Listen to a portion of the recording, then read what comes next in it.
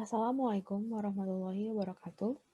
Perkenalkan, nama saya Salsabila Tasya Ramadhani, NIM 1361866. Pada kesempatan kali ini, saya akan mempresentasikan mengenai rekonstruksi misi antariksa Phoenix Mars Lander. Phoenix Mars Lander merupakan misi antariksa menuju Mars oleh NASA yang diluncurkan pada 4 Agustus 2007 dan tiba di Mars pada tanggal 25 Mei 2008. Phoenix memiliki massa sebesar 664 kg dengan massa propeller 67 kg. Misi ini bertujuan untuk mempelajari sejarah dari air pada Mars bagian The Martian Arctic, serta mencari bukti-bukti untuk menemukan zona yang layak huni, serta menilai potensi biologis dari boundary tanah es. Phoenix menyelesaikan misinya dalam 3 bulan, mempelajari es, tanah, serta atmosfer pada daerah Martian, dan bahkan masih bekerja selama 2 bulan tambahan sebelum akhirnya harus berhenti bekerja karena kekurangan cahaya sebagai energi untuk berfungsi. Lokasi peluncuran Phoenix Mars Lander adalah pad SLC-17A di Cape Canaveral Air Force Station, Florida, Amerika Serikat, dengan latitude peluncuran 28 derajat utara dan longitud 80 derajat barat. Wahana peluncuran yang digunakan adalah roket Delta 27925 dengan 3 stage, dengan data pada tiap stage adalah sebagai berikut. Orbit parkir, baik di bumi maupun di Mars, diasumsikan pada ketinggian 266 km dengan inklinasi 28,5 derajat. Kemudian akan dilakukan perhitungan mengenai lintas lepas hiperbolik di bumi, dari orbit bumi. Dalam perhitungannya diperlukan data-data sebagai berikut, yaitu jari-jari bumi, jarak rata-rata bumi ke matahari, berikut juga dengan jarak perisenter dan aposenternya, parameter gravitasional bumi, parameter gravitasional matahari, serta juga data-data planet Mars, yaitu jari-jari planet Mars, jarak rata-rata Mars ke matahari, begitu pula jarak perisenter dan aposenternya, serta parameter gravitasional Mars. Kemudian akan dihitung kecepatan lepas dari orbit bumi, yang dapat dihitung dengan menghitung selisih dari kecepatan satelit di perisenter dan dikurangi dengan kecepatan bumi.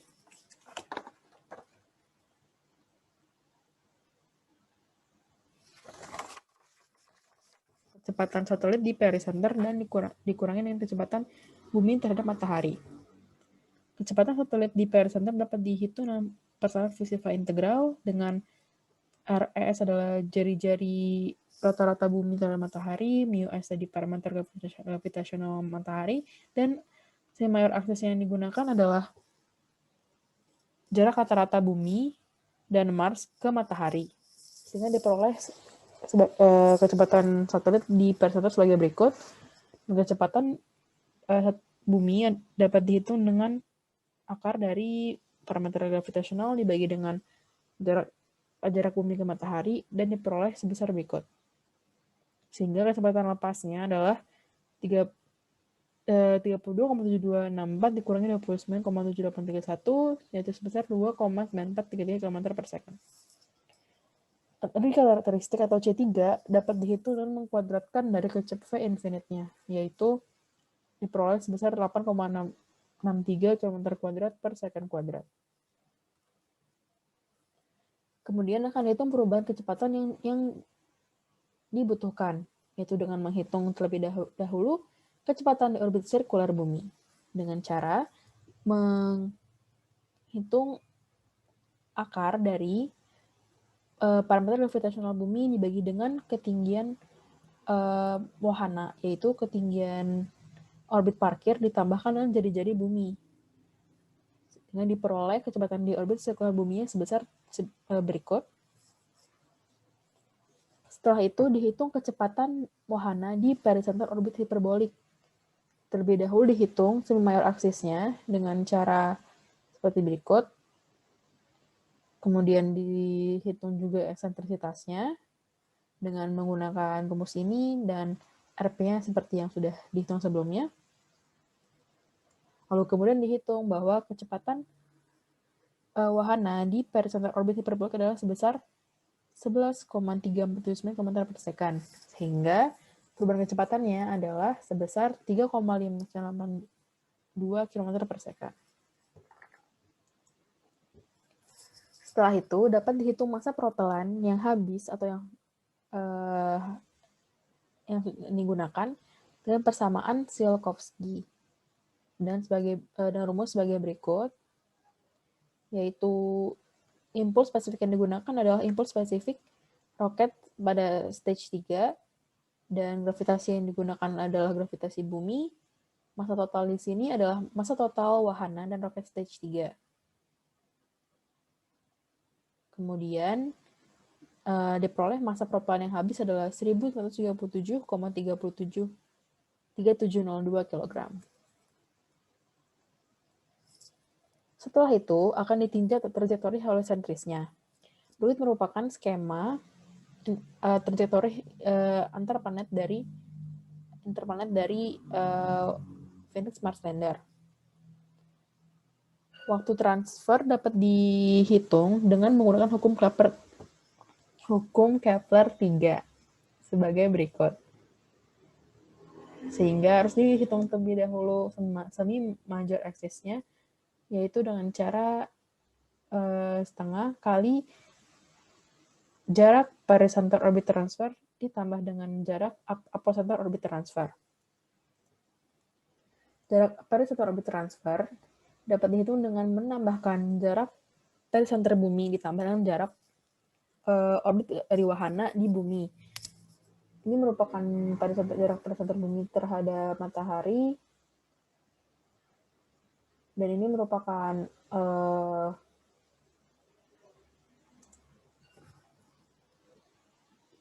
jari-jari bumi serta ini ketinggian orbit parkir, sehingga diperoleh jarak pericenter di orbit transfer sebesar berikut.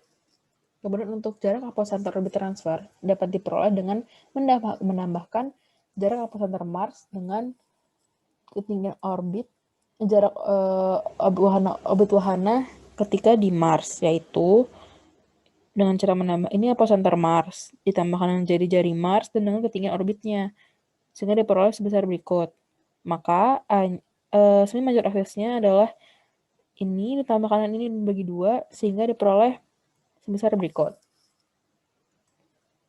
Maka waktu yang diperlukan untuk melakukan orbit adalah sebesar berikut, yaitu 556,846 hari.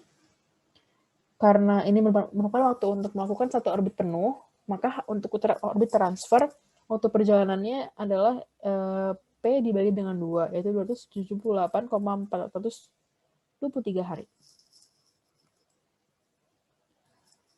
Setelah itu, kita tinjau lintas datang hiperbolik di Mars. Pertama, hitung terlebih dahulu kecepatan tangkap di orbit Mars dengan cara menghitung selisih kecepatan Mars terhadap matahari dengan kecepatan satelit di apocenter. Kecepatan satelit di apocenter dihitung menggunakan persamaan V-Shiva integral dengan jarak RA ini merupakan jarak apocenter dari Mars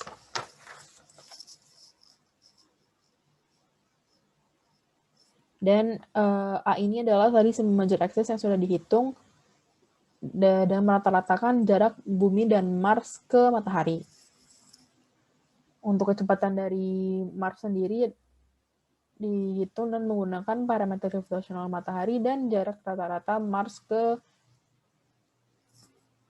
matahari.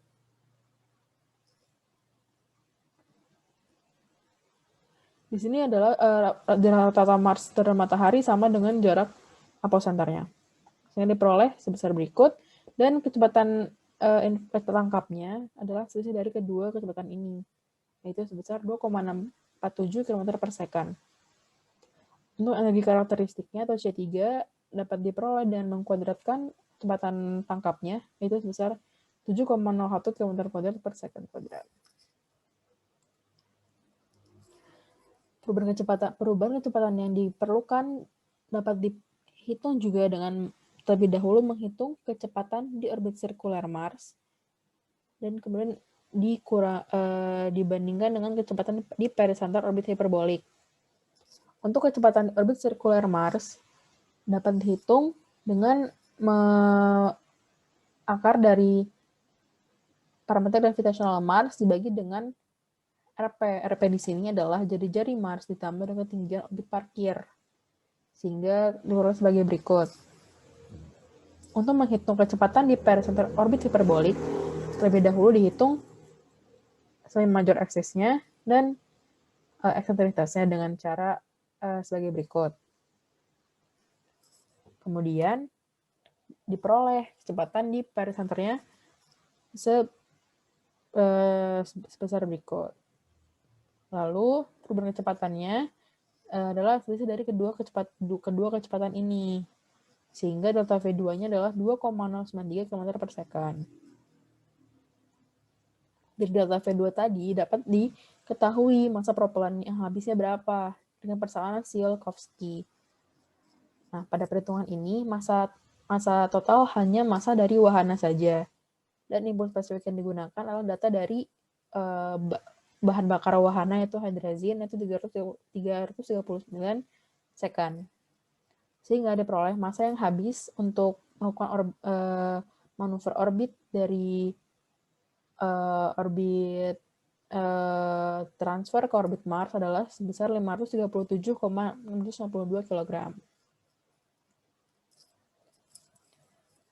Nah, setelah ditemukan hasil rekonstruksi, data akan dibandingkan dengan referensi. Dari kecepatan lepas bumi, data rekonstruksi menemukan hasil 2,9433, sedangkan data referensi 5,5 km per second, dengan error 46,5%. Kecepatan datang atau kecepatan tangkap di Mars, data rekonstruksi memperoleh hasil 2,647 km per second, sedangkan data referensi memperoleh 5,7 km per second, dengan error 53,56%. Waktu perjalanan, data rekonstruksi menghitung diperlukan 278,423 hari, sedangkan data referensi menyatakan bahwa dibutuhkan 296 hari, dengan error 5,94%. Kemudian, untuk masa propelan yang dibutuhkan dari orbit parkir bumi menuju orbit alih, data rekonstruksi memperoleh hasil 1937,37 kg, dan data referensi menyatakan dibutuhkan 1941 kg. Error yang terjadi kecil atau 0,19%. Sedangkan yang terakhir masa propelan yang dibutuhkan untuk melakukan alih dari orbit alih ke orbit parkir Mars, data rekonstruksi memperoleh hasil 536,662 kg. Sedangkan data referensi masa propelan di wahana hanya 67 kg. Sehingga error terjadi sangat besar, atau 700%. Perbedaan hasil ini dapat disebabkan oleh asumsi yang digunakan.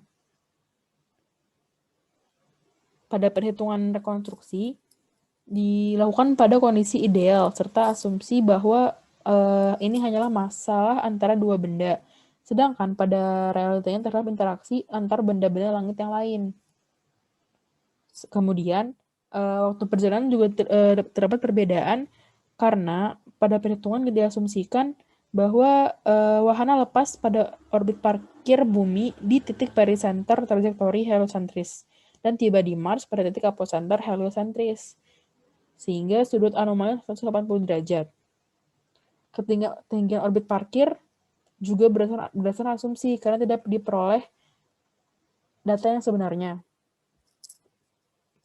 Untuk masa propelan yang berbeda sangat jauh dapat disebabkan karena manuver yang terjadi pada realita itu terdapat beberapa manuver koreksi trajektori, sedangkan pada perhitungan hanya diasumsikan langsung masuk ke orbit sirkulernya, sehingga masa propelan yang dibutuhkan lebih besar dibandingkan dengan realita yang terjadi. Berikut merupakan referensi yang digunakan. Terima kasih atas perhatiannya. Kurang lebihnya mohon maaf. Semoga bermanfaat. Wassalamualaikum warahmatullahi wabarakatuh.